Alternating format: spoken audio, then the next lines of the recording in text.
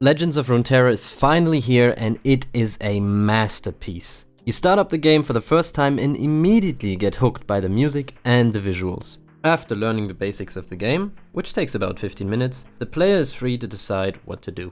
You can either go into an AI match against an AI that actually knows what they are doing, do some PvP, or play the Embark mode, similar to Adventure mode from Hearthstone. But instead of playing against an AI, you play against real players that also drafted a deck. But if you want to improve fast, there are even more tutorials.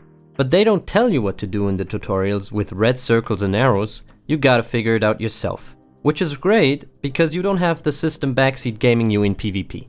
But what about in-game? Well, you and your opponent take turns attacking and blocking until your or their nexus drops to 0. If you play a card, your opponent can play one as well. This is a great way to allow counterplay. It's way more fair than Hearthstone or other board games such as chess, where going first already increases your chance to win by around 5%. It still has some RNG aspects though, to make every game feel different. Another interesting mechanic the game has are champions and factions.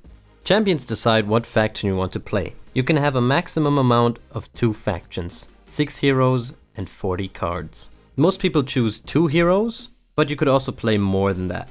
Just keep in mind that less heroes and 2 factions are a key to win. Why less heroes, you might ask? Well, it's because of another mechanic they added, and it's honestly my favorite thing in the game. The champion level up.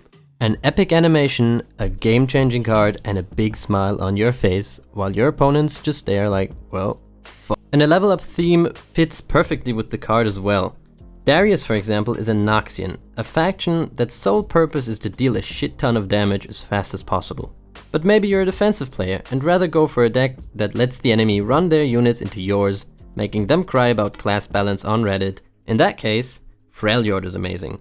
But why not add both together and you get an aggressive and defensive deck? The game gives you so much freedom to your own playstyle and letting you choose what you want to play. Oh, and did I mention that the cards talk to each other?